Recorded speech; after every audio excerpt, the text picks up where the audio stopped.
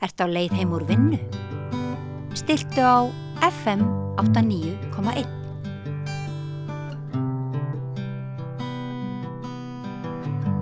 Já, við ætlum að enda rauðaborðið með því að tala aðeins ástina og það nú tilefnið það að kannski mynd sem hefur gengið allan vetur. Þetta Snerting, eftir Baltasar Kormák, gerð eftir sögu Ólafs Jóhanns.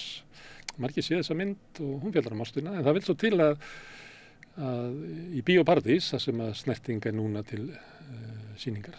Það var líka verið 2 aðra myndir ástina, Past Lives eða sem til að heita svona Fyrri líf, eins og þeirra Ríkisútvarpið þýddi heiti á myndum eftir Shelling Song sem að fjalla líka ástina. Og svo var ákaflega falleg lítil mynd eftir Áki Kaurismäki sem að myndi heita líklega Fallin lauf á íslensku. Og svona til þess að athuga hvort við getum aðeins fjallað svona framlag þessara mynda í samfélagsumræðuna ástina. Þá var hingað kominn einn af félögum okkar hérna á Samstöðinni, Oddný Ræfilsdóttir, sem rithöfundur hefur svolítið fjallað ástina, ekki? Jú. Það er ekki lygi að segja það. Nei, það er svona eitt af aðal bara subjektunum held ég. Já, af hverju ert þú að fjalla svona ástina? Já, bara, mér finnst að vera svona, ég líti á lífið bara sem svona ástarkærleiksskóla og þannig held ég að sé nú kannski margir sem líta þannig á, en það er... Ástin sem mikilvæg. Já, en bara meira, þú veist, ekki bara svona ástin sem einhver lag ofan á annað, heldur sé hún svona útgangspunktur eða... Eins og Páll Pósturinn segir að kærleikur er sem grundvallar, en ekki svona ef maður á efni á honum þegar maður er búin að redda allu hinnu. Já, það er svolítið, sko. Ég er að reyna einhvern veginn að skrifa mig þangað, sko, eða skrifa þangað, og þess vegna hefur maður áhuga á bíómyndum og bókum auðvitað sem að fjalla ástina. Það er nú kannski Þessar 3 fjalla ástina. Þessar fjalla ástina, það er bara megin verkefni þessara mynda er ástin, eða ekki? Jú. Og það vilja allar gera það, eins og ástin sé mikilvæg og... Já, eiginlega allar það sem er eiga saman, það er eiginlega engin, sko, þú veist, það eru ekki svona eins og marglaga, það eru ekki, þú veist, það er eiginlega engin pólitík í þeim, má segja bara. Pólitík? Nei, þú veist, það er eiginlega engin eða voðalega lítil.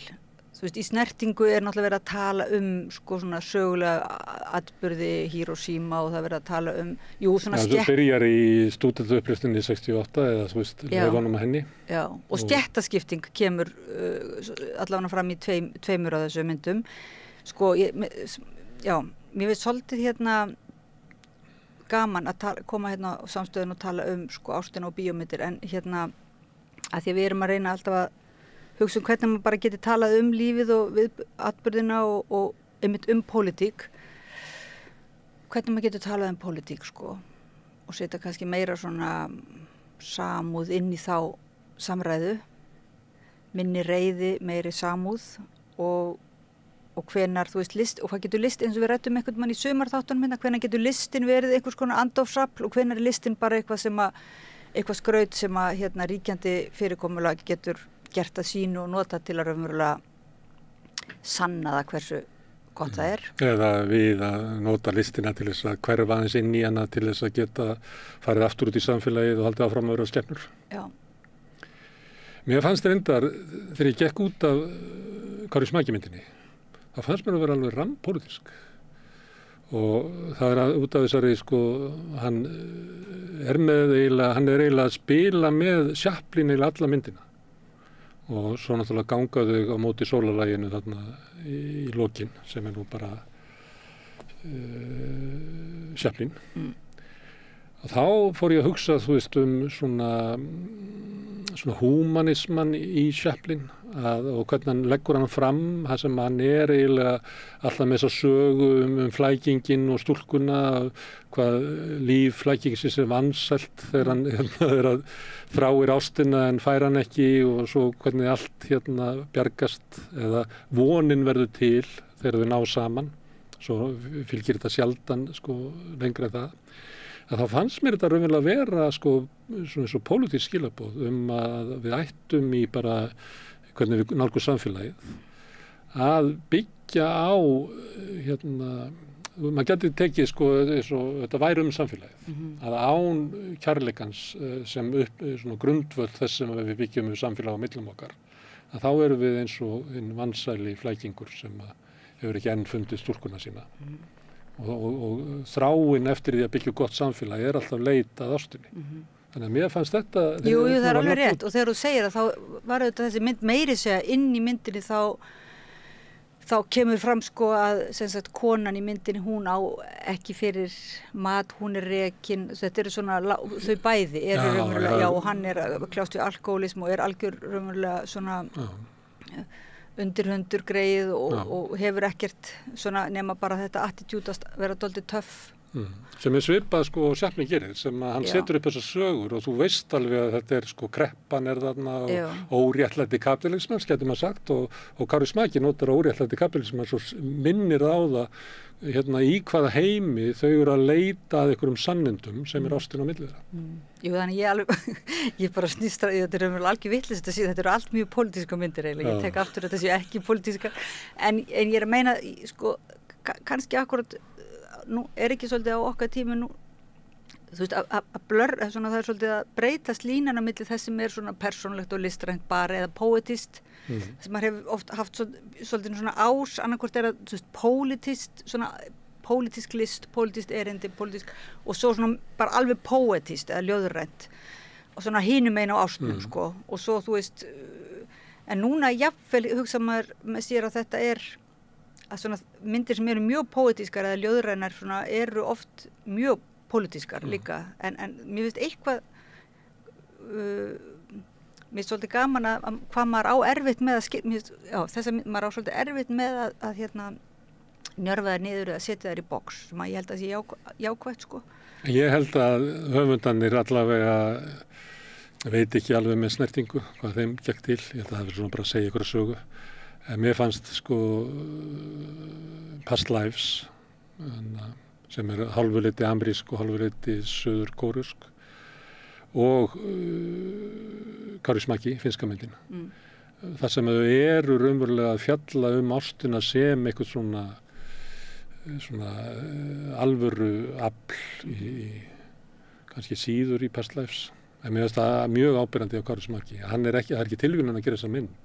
Hann er að svara einhverju sem hann upplifir í samfélaginu, sem getur verið það að við höfum haft þetta svolítið svona sundugreint og nú sé komið tími til þess að einhvern veginn að tengja saman eins og hefur svo sem oft gerst áður að pólitík er persónulega og persónulega pólitískt og þannig að í þessu felist líka eitthvað svona endurmata og svona hvernig við metum stöðu okkar í samfélaginu og út úr því geti komið eitthvað svona lausn úr einhverjum hryllingi sem að samfélagið er sko. Mér finnst Kári Smaki bara pólitískasta mynd sem ég sé bara ég held að sé alveg rétt. Það er svoleiðis tími núna, það sem pólitískt er persónult og persónult er pólitískt og þess vegna saga hvers og eins líka, þú veist þessi áhersla á að saga hvers og eins þú þarft ekki að segja hana á pólitískan hátt eða setja hana beilis í pólitískt samhengi, hún er bara pólitísk bara í sjálfu sér, þar að segja hún talar, þín rödd talar inn á einhverjum aðstæðum, þannig bara aðstæðunar komi ef þú einhvern veginn varpar ljós á aðstæðunar, en má ég spyrja eitt, talandi umræðu þetta,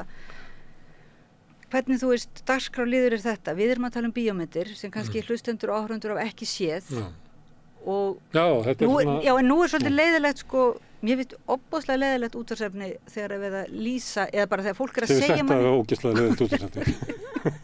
Nei, ég ætla að reyna að leggja mig þetta mörkum þótt að mér finnst óþægilegt að því ég sko hef alls ekki vita kvikmyndum þannig sé og get alls ekki verið svona kvikmyndagagnrýnandi en það er gaman að hlusta á góða kvikmyndarýna og maður ég held að við séum það hvorugt sko en og svo er annað það svolítið leiðilegt þegar fólk er að segja manni söguþráð á myndum, eða finnst þér ekki?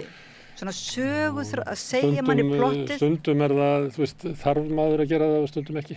Og elliminnst eins og núna, myndur þú segja að það myndi bæta þetta sem prógram að við myndum, ég held að vera ekkert gott að við myndum fara að segja hlustendum hvert verið sagan í Það sem við höfum gert þetta við Rauðaborðið að fólk setur upp leiksýningar, gefur út bækur, heldur myndlistasýningar og ef að við metum það sér svo að svona erindið og þá út frá svona okkar sjónarhorni, þá var það bara erindið svona inn í samfélagsumræðuna, þess virði að við ræðum það, þá fjöllum við það hérna við Rauðaborðið.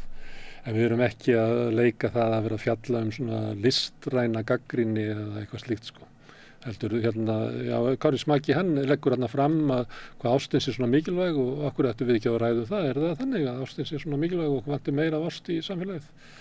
Að hún sé kannski eitthvað svona grundvallaratriði í hérna til þess að við getum bara ratað út úr hérna það þannig að ást á milli manns og konu að í einhverju þeirri reynslu eða svo getum við bara tekið það og búið það til sem svona góðsögn geti hjálpað okkur til þess að skilja af hverju við erum í vanlíðan eða búum við samfélag þar sem að virðist vera að andástin hafi fengið að drottna ansi mikið yfir. Það er hérna öll samskiptin sem að þeir eiga, persónunar eiga til dæmis við vinnuveitundur og fleira eru anstíkileg og það bara manngildið er óljóst, það er ekki fyrir en að hann hérna leggst inn á spítala og eins og er reynsla marga sem hann leggst inn á spítala þá heitir fólk sem að hefur valið sér starfsfátt og út af bara löngun til þess að gera öðru fólki vel, þá hittir hann góðmennskuna. Hann Kári Smaki myndinni. Já, hann Kári Smaki myndinni, sem ég tala einhvern veginn mest við núna, þannig að þetta er að skipta aðra mynd. En hvernig fannst þér Kári Smaki myndinni? Mér fannst hún vera mjög skemmtileg. Myndur þú mæla með því að fólk færi að sjá hana? Já, ég finn mér nú ekki, þú veist, að vera eitthvað að mæla með. Ef ég myndi hitta á þetta götu og segja, ég er að fara hérna í Bíó Paradís, ætti ég að fara og hérna, myndi eftir Kári Smaki, heitir hérna Fallen Leaves á ennsku, ætti ég að fara á hana, hvað myndir þú segja? Nei, ég myndi segja bara, ég veit ekki hvar þú ert stattur, hvort þú... Þú ert ekki bara ábyrgð. Ég komi brjálaður með búin að eyða hérna 2000 krónur í bíó. Nei, þetta er ekki með ábyrgðina, ég bara einhvern veginn, maður veit aldrei hvernig svona, mér finnst það svo sko langt í frá yfirleitt að maður átti sig á því hvort allir mis listaverk sem manni líkar við, hvort þú hafi eitthvað sko almennt, þú getur bara svara fyrir þig. Já, að því líka ég er sjálf að búa. Ég býð til þess list og þá þarf maður alltaf svolítið að hætta að hugsa það hvort að það falli inn í samtíman eða hvort að maður virkilega, þannig ég get ekki beint svona séð þannig ég svona, ef ég er hérna að horfa á bíómyndir til mig, þá reyni ég að slökkva á þessum svona gagnrýn, svona editor heilanum, ég reyni það vegna þess að ef maður er nýbúin til þess að vera að ganga frá texta þar sem maður, já þessi setninga hefði nú átt að koma þarna framar og svona að þá eða horfa á ræður Trumps, þá reyni ég að slökkva á því, þannig ég get bara sagt, mér fannst mjög gaman að horfa á þessa mynd, já, mér fannst mjög skemmtilegt, ef að þú myndir spyrja mig, þá myndi ég segja bara já, ég myndi endilega fara á þessa mynd, en mér hefur alltaf fundist Kári Smaki vera góður, hann er alltaf alveg á toppnum, sko, hann er orðið svo góður í að vera Kári Smaki. Já, hann liggur við ofgóður samt, hann liggur við að vísa í sjálfan sig svona, þú veist, þetta er svo grín af honum sjálfum. Þetta er svo vel pússað allt saman. En það er, mér finnst það bara ógeðslega gaman að sjá hann, þetta er eins og að hitta svona gamlan vin. Sem að segja góða sögu í þetta skipti. Og í gamla þetta, þetta voru svona þær myndir sem mér finnst gaman að sjá aftur og jafnvel aftur. Persónur? Það veit ég ekkert ég pæli ekkert í því. Já, mjög skemmtilegt. Parið og vinirnir, mjög skemmtilega persónur. Já. Kallinn sem að rak hérna nætuklúbbinu var handtekinn, mjög skemmtileg persóna. Mér finnst það að vera frábæra persónur. Herðu, Past Lives, hún er kannski, hún fjallar svolítið kannski svona hugmyndina ást. Því að sömuleyti gæti maður sagt það með Kári Smaki, að ástin, hérna, það er ekki eins og sko höfundur hafi eitthvað síðan að lýsa sko persónuleg reynslu sinna ást, heldur stillir hann upp ástinni sem eitthvað svona valkosti. Í Past Lives er að vera að fjalla svolítið ást sem er hérna, þetta er unglinga, eða ekki, þetta er barnást, það eru hérna ná saman hérna, alltaf ekki svona 11-12 ára gömul og í Kóreu og stúlkan flytur með fjölskyldu sinni akkurat þegar að kvikna eitthvað svona, er það ekki svona eitthvað þar þetta leiti, svona 11-12 ára sem að maður verið fyrst svona alvarlega skotin eitthvað. Svo kallar hvolpavit, vaknar. Já.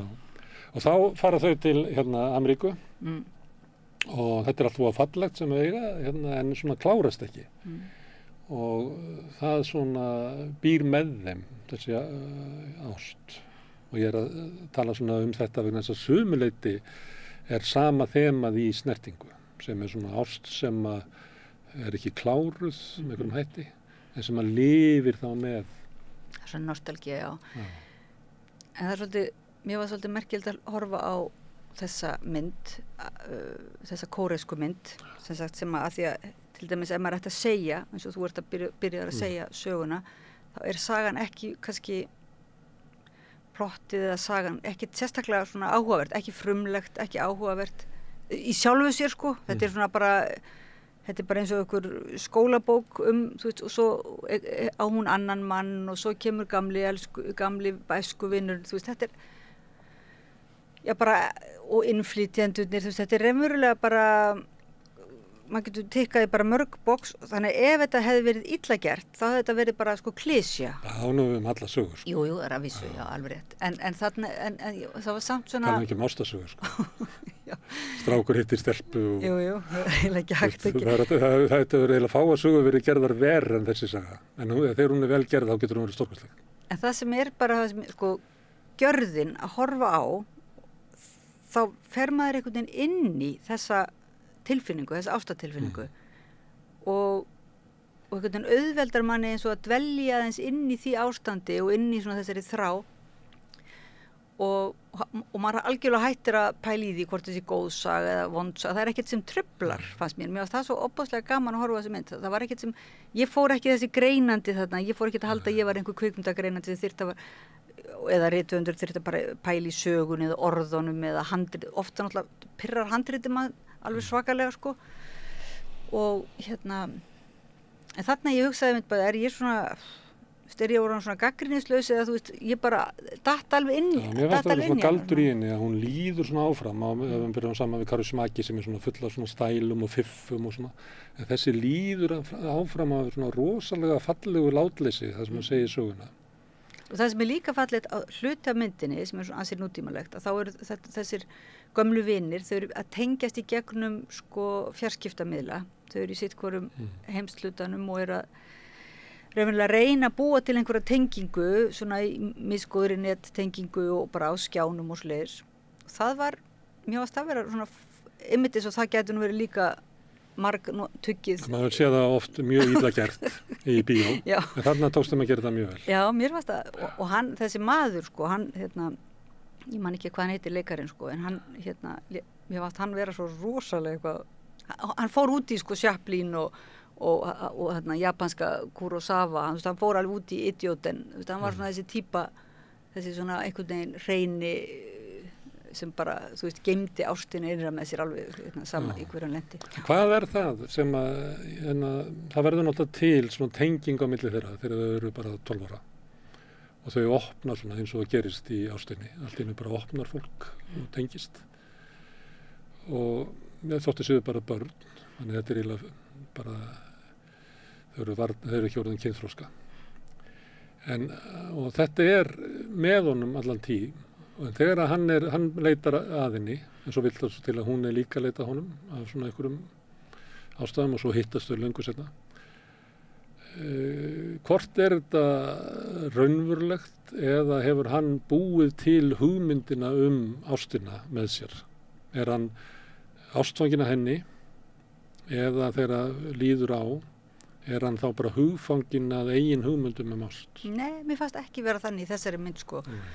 Fannst einhvern veginn bara þessi göngutúrar þeirra þegar þau eru börn og þau geta treyst hvort öðru fyrir raunverulega það ákveðið svona, þau stríða hvort öðru og eru það eitthvað svona ekki hömluleysi en svona ég veit ekki, eitthvað svona traust í samskiptunum hjá þeim sem börnum sem að það það svona þetta þegar það snertast og þetta verður til þá þetta sko raunverulegt þetta bara sem að þau munu bera alla ævi og mótar þau Já, og það finnst mér ekki alveg bara fjall ástin, ég hugsa bara alla vináttu og svoleiðis, þú veist, í heimi þar sem einmitt með fjarskiptamiðlum oft og samfélagsmiðlum það einmanaleiki fólks svo mikill og einhvern veginn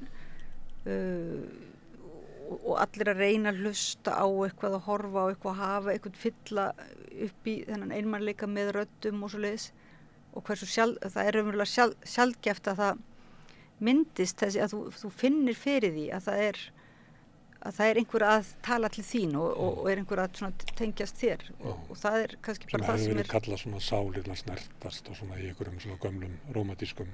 Já, og það er náttúrulega bara og finnu það í bara, ég veit ekki, út í bakari ef það er bara þessi litla, þessi notalega snerting sem þarf ekki að vera sko...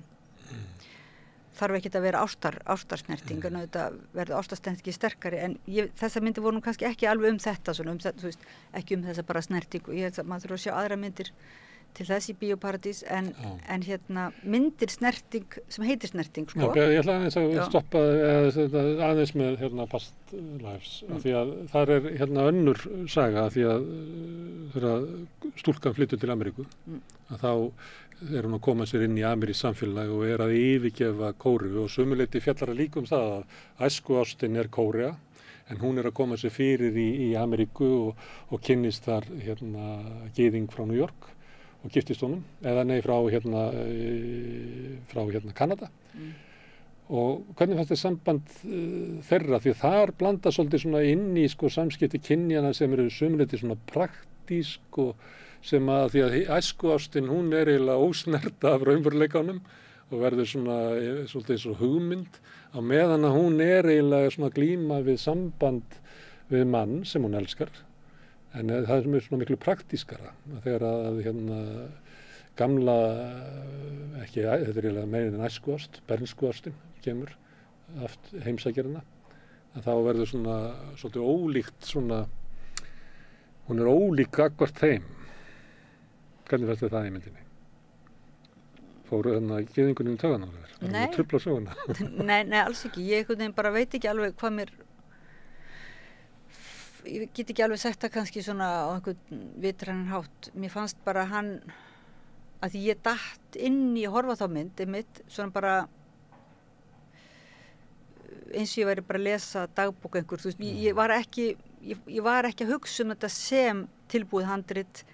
Ég var ekki að hugsa þetta sem mynd og það er náttúrulega svolítið fágætt þegar maður gleymir eiginlega bara og mér fannst bara til dæmis eins og þarna kóreíski leikari, mér fannst bara ég hugsaði bara, þetta getur ekki verið leikari sko, mér fullur verið einhver leikur mér fannst það einhvern veginn bara, mér fannst þess að þetta væri sko heimildamynd frekar, þannig séð sko og þá fannst mér hann líka mjög þarna maðurinn en að vera mjög sannfærandi einhvern veginn og rosalega fallegt þeirra sambanddeila, hvernig hann þurfti að hérna hvernig hann var að kljást við þessa raunverulega hvað heitir það, óvæntu innkomu inn í þeirra samband sem kemur einhver þarna frá sending úr öðrum heimi og hérna, já, mér fannst það vera mjög fallegt hann þurfti yfir, maður sá snerti konuna á einhver svæði sem hann raunverulega næri ekki til og það sem ég varst líka svolítið fallegt að yfirleitt eru svona myndir þær fara yfir í þú veist, það treyst ekki áhorfandarum, oft finnst mér þannig, að hérna, það þarf einhvern veginn að verða svo mikil afbrýðisemi og það þarf að fara út í ofbeldi og það þarf að fara að gera eitthvað rosalegt en þarna er þetta meira svona eins og bókmyndir þar sem er verið að treysta manni til að lesa á milli línana, sko. Hún er talandi svona senur og umhverfi og þá er þetta, hérna, maður gæti eiginlega að horta á hana líka þannig að því að sko hvernig borginna birtast og hvernig íbúðina birtast og það var margt sem er gert hana með einhverjum svona hætti að manni finnst það að vera bara ótrúlega áhugavert og þetta tempó í sögunni og ég var hérna talandi hvað maður segir út á götu ég er búin að vera að reka alls konar fólk á að sjá þessa mynd því mér fannst það vera algjörlega frábær þetta er besta sem ég sé í sumar. Já, takk fyrir að reka mig á hana. Ég sko en svo fór ég samt að hugsa eftir á því að búin að horfa hana og þá líka við manni svona mann líður svona hálf furðulega að vera svona hrifin af einhverju mynd að þá hugsa bara maður lítur þú veist, dómar lítur að hafa hérna sofnað á verðinum og þá hugsa að það væri gaman að auðvitað heyra einhvern svona mjög gagnrýnan sjá svona mynd og segja manni til dæmis hvort hún sé algjörlega út úr korti varðandi feminisma eða hvort að, þú veist, feðraveldið sé alveg hreint eða hvort það sé jafnvel rasism, eða þú veist, ég bara finnst að það gæti alveg verið, sko, og mér finnst það líka... Þú kallar þetta tuði. Já, ég meina það, já, það væri gaman að þegar maður verður svona hrifinn hvort að það er, maður öfurlega setur það aðeins innan svega, sko, og hérna, ég get ekki metið það eiginlega alveg, maður þyrfti að sjá hana þá aftur, sko. Herru, þá kemur það mynd sem að ég var ekkert sérlega hrifinn af, sem er Snerting. Eftir Baltasar Kormák gerðu þau sögu Ólafs Jóhanns. Egill Ólafsson með svona, er á plakatinu og svona. Mér finnst nú svona, hann ekkert fá svona neitt ígja mikla persónu að spila úr svona sem gamli. Þetta eru saga sem er á tveimur sviðum, annars vegar maður sem er að fær svona einhver svona dauðadóm út af sjúkdómi og læknir segir að hann verði að fara að gera eitthvað upp og hann fer og leitar af ást sem hann týndi í London einhvern tíma snemma á 8. áratugnum og þar ber hann til Japan þar sem hann hittir konuna sem hvarf úr lífi hans eftir að þau höfðu fellt hugið saman og átt svona lítið, ekki bara lítið aðstræfindir svona sumarpart eða eitthvað svoleiðis. Þetta er ekki mörg ár sem að þau nutu ásta eins og sagt er. Og hann finnur hana og svo er sögð sagan af því þegar þau kynnast en eiginlega megin þráðurinn er það að þetta er ást þar sem að hún var numin eiginlega burt, þetta verið ópera, þá hún verið numin burt og svo finnur hann hana sem gamall maður og þá kemur í ljós að hún hafði aldrei gifst og hann líklega verið eina ástin í lífi hans fyrir utan son sem að hún fæðir og þarf að gefa frá sér og heimsækir einu sinni í viku á veitingastað til þess að horfa á þetta afkvæmi ást þeirra og elskar hann úr fjarlægð. Þetta er svona eins og, ef maður er að segja þetta þá er þetta náttúrulega eins og einhver sko ég veit ekki hvaða ástasaga þetta er sko frá 1900 og Viktoríu tímanum eða eitthvað. Jú, hún er ekkert verið einhver önnur sko, þetta er alveg fallegur þráður og ég hef heyrt að sagan hans Ólafs Jóhanns sé mjög falleg og svona virkilega sko, sem sagt hún heitir Snerting og hún snerti mann mjög mikið sem lesanda en ég bara því mér ekki búin að lesa hana þannig, og þessi mynd fekk mig til mér langaði til að ég veist bara, mér langar mjög mikið til að lesa þessa bók og ætla nú að vinda mér í það, sko. Þannig að mér finnst ég kannski ekki geta alveg svona sagt já, ég auðvitað, getur maður að tala um myndina samt þótt maður ekki lesið bókina en það var kannski svolítið svona ósanngjarnt gagnvart þessari mynd fannst mér að maður væri nýbúin að sjá þessa kóresku mynd, sko og að maður skildi lendi því sko að detta alveg inn í tilfinninguna einhvern veginn, detta bara inn í svona ég var eins og að bíða eftir því að það gerðist líka sko þarna og mér langaði svo til að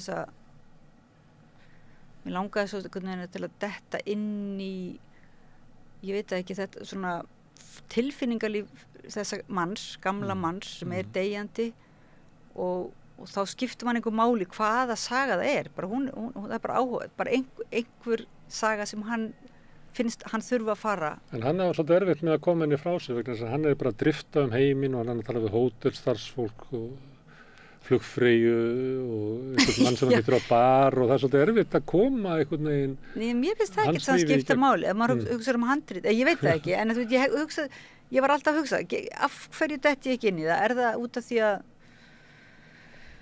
því maður bara veit hversu góður leikari Egill Ólafsson er og góður söngvari og svona þú veist, góður maður þess vegna er það að trufla mann einhvern veginn, sér maður bara Egill nei, það er ekki það kannski langar mann til þess að Egill ef að hann er að fara að leika í einhverju svona stórri mynd maður langar til þess að mér langaði líka, ég hugsaði bara hvað ég vildi að þetta væri sko heimildamynd Egill og hann væri í alvörunni hann væri bara að leika sig og væri en þetta er náttúrulega fáránlegt að vera ég talaði við hann eftir hann veiktist og þá sprauta hann upp í sig wasabi sem hefði nú passað við myndina til þess að erta röddina til þess að missa hann ekki ég hugsaði þegar ég var að horfa á þetta það hefði mátt vera eitthvað svona senur þar sem að sko sjúkdómurinn og hvernig hann herjar á hann væri svona meira áberandi Mér finnst líka sko ástarævintýri unga fólksins eins og gaman að horfa á ungt fólk fella hugi saman og elskast og eitthvað svona, þá fannst mér svona mætti vera svona eitthvað smá galdur í þessu sko. Mér finnst þetta vera svona fljúga svolítið svona rólega yfir þessa sögu. Og svo má náttúrulega veltaði fyrir sig sko þetta með að þegar hann finnur hana loks að þá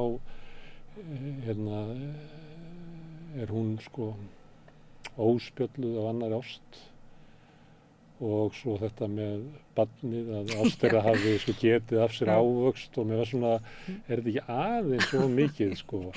En þú hefur greinilega ekki dómarinn þinn, greinandinn sem að greina ræðu Trumps og Kamala Harris og pæla í, þú hefur ekki fengið alveg frí frá þeim dómar. Þá þarf sagan að sko bera mann eins og þú ert að benda á í sambandi við past lives, að þá bara gleymir maður sér. Af því að sagan bara dregur mann inn eða stælarnir og boðskapur sem í kárismaki og mér finnst það bara, galdurinn náði mér ekki, þannig að ég satt svona í aftursætinu og þarna hefði nú mist tækifæri og þarna hefði nú verið eitthvað svona. Ég var líka komin í, sko, ég hugsaði bara, hvað ég eitthvað óþolandi áhorfandi bara eins og sumir sem að horfa á bíómyndir sem gerast á Íslandi og get ekki slitið sig út frá því að þú veist, landfræðilega það klift saman oft, þú veist, en nú erum við á Ísafirði, nei, en svo erum við í Vík í Mýrdal, þannig mér fannst svolítið bara erfitt að ungi maðurinn sem var Egill sem ungur, að því núna vitum við öll hvernig Egill var sem ungur og Þú hefur viljað fá tölvuteikningu af Agli.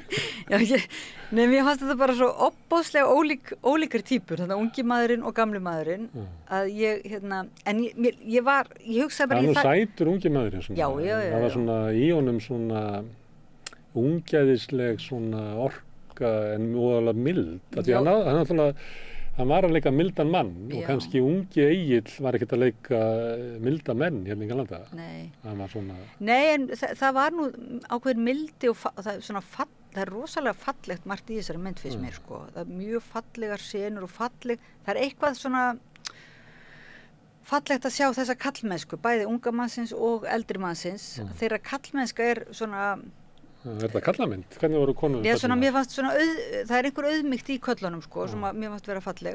En mér leið svona eins og ég þyrfti einhvern veginn að hrista hausinn og horfa á hana, fara aftur á hana sko, og vera þá bara, stundum er það þannig, maður það bara gefa listaverkum sko annan séns og vera, þannig ég held það sko.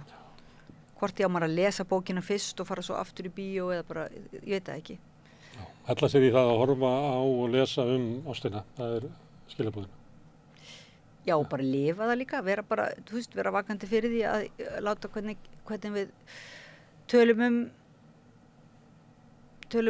hlutina, sko. Hann er rosalega vakandi ungi maðurinn að því að hann fer inn og sækir vinnu og svo að labba út, þá sér hann ástina og ákveður þá að gerast uppvaskari fyrir ástina. Þannig hann var mjög vakandi. Jú, og svo er hann alltaf sko róttæklingur. Hann segir skili við námið og svona sem sagt einhverja staðalímynd af hann er með mikla námshæfileika og vinir hans og hann raunverulega þetta verður einhvers konar valkostur sko. Þetta er einhver bylting hjá honum hætta í háskólanum og hætta í þessu. Róttæknin og sósíalismanum sé svona líflegri ástir og kynlíf. En svo það er þetta til bók sem er mjög vakti mikla athygli fyrir nokkrum árum. Svo gerða rannsóknir á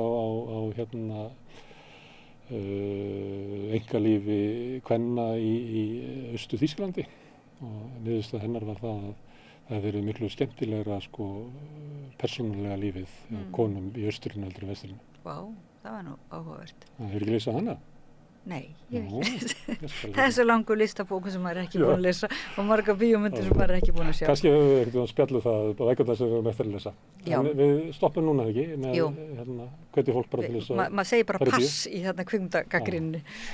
Herðu, kæra þakkir Oddný fyrir að koma hingað og þetta eru lokin á Rauðaborðinu í kvöld sem hefur verið svona við erum að koma úr fríi og við erum svona að velta fyrir okkur hvernig við erum að móta sjónvarpið okkar. Þetta tilraunar útvarp í svona haustmánuðum gaman að þið skuli staldra við og fylgjast með því. Ég minni á eins og ég gerði hérna í gamla daga að samstöðin tilraunaverkefni sem að við stöndum að sem að búa til þess að þætti bæði hérna megin myndarinnar og hinum megin. Hún Laufey hefur verið að taka upp þennan þátt og hingað hafa komið Oddný og Magga Stína og Steinunn Ólína og Björn Thorlags og hjálpa mig við að búa til þennan þátt. Þið hafið náttúrulega breytt þessu samtali okkar í þennan galdur sem eru fjölmiðla með því að horfa á. Ég bendi ykkur á að þið geti verið virkir þáttakendur með því að benda vinum og vandamönnum á efni sem ykkur líkar hér. Sagt frá því að það má finna efnið okkar á Facebook og YouTube og öllum hlaðarsveitum. Við erum í útvarpinu 89,1 á svona stór höfuðborgarsvæðinu. Alveg frá upp á Snæfellsnes og upp í Borgarnes og út á Reykjanestá og upp að Litlu kaffistofu. Það má sækja þær útvarpssendingar líka á spilarann, bæði á netinu, spilari.is og svo spilar líka app sem á mann hlaðinu í síman og þá getur hlustað á samstöðun og allar íslenskar útvarpsstöðvar hvað sem í heiminu, það sem net. Svo erum við komin í síma, við erum komin í sjónvarpið til þeirra sem að fá sjónvarpið sitt frá fjarskiptafyrirtækinu Síman og þar erum við númer 5 á fjarstýringunni. Kannski munu önnur fjarskiptafyrirtæki bjóða sínum viðskiptavinum og efni frá samstöðunni sem eru 24 tímar á sólarhring, 7 daga vikunar allan á þessu hring, samfélagsumræðu, þetta rauða borð og í öðrum þáttum samstöðunnar. Þetta samstöðin hefur verið byggð upp af áskrifendum. Það fólk sem hefur lagt 2.500 krónur á mánuði til starfseminnar. Þið getið gert það líka með því að fara inn á samstöðun.is, það hnappur sem ástendur áskrift, það getið skráð ykkur fyrir 2.500 krónum. Þið getið borgað meirið í viljið og þið sem kjósið getið látið áskriftin að renna sem félagsgjöldin í Alþýðufélagið og það Alþýðufélagið sem á og rekur samstöðuna. En þetta gott hjá okkur í kvöld. Við verðum hérna aftur á morgun klukkan 8 með eitthvað allt annað efni. Já, segi bara góða nótt. Segðu það á Samstöðinni. Samstöðin í eigu hlustenda, áhorfenda og lesenda. Sláist í hópinn og gerist áskrifendur.